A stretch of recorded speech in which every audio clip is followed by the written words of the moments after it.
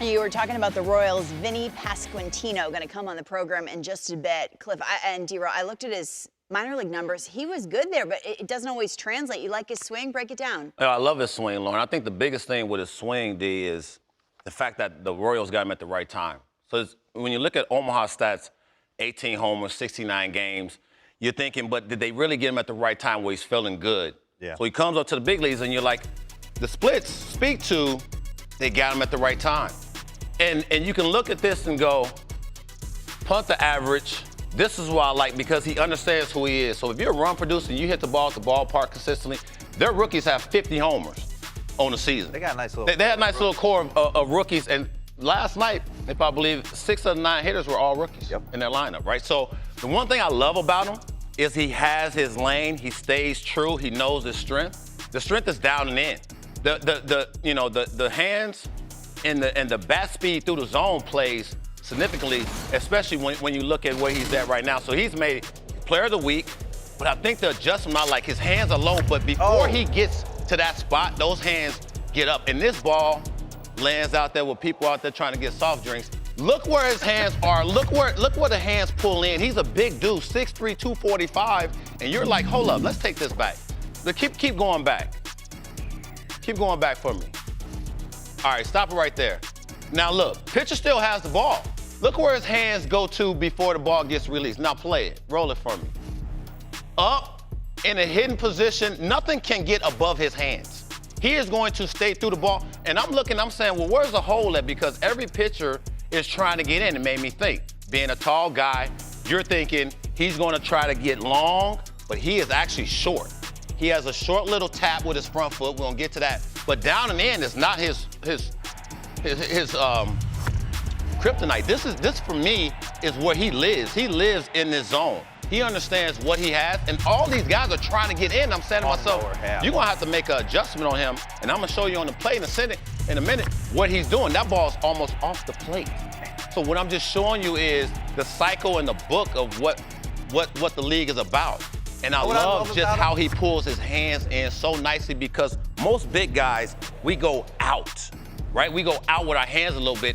He actually pulls his hands in like almost like his right arm and that right wrist is going to his back pocket. Yeah. So let that roll, please.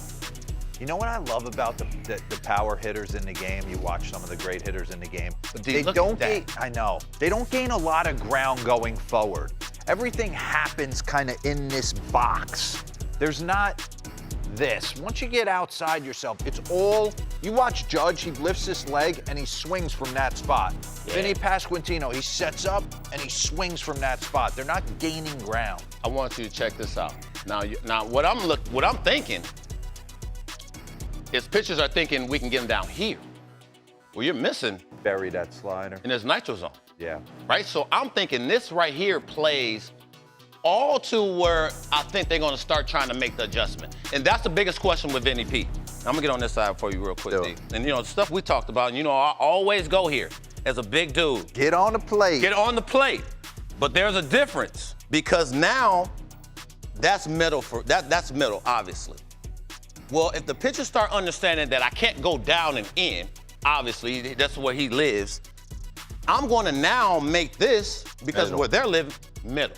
But there's a method to the madness because as a big dude, you can't get on the plate and be square because this is what happens.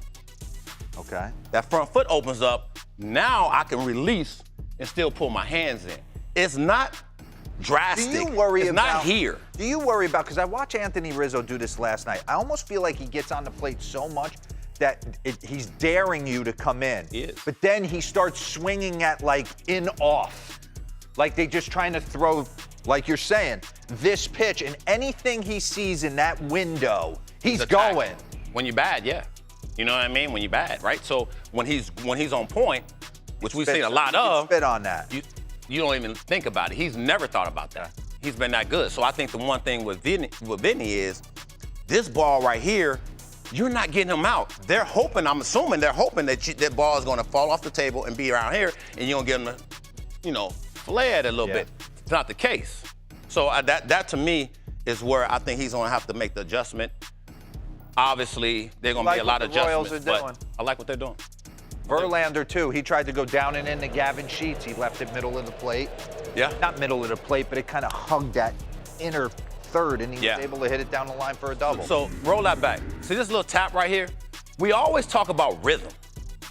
Before we end, D, look at the rhythm he has. Go back a little bit. Go back. I'm sorry. Keep going. Keep going. No, right. Well, fast forward.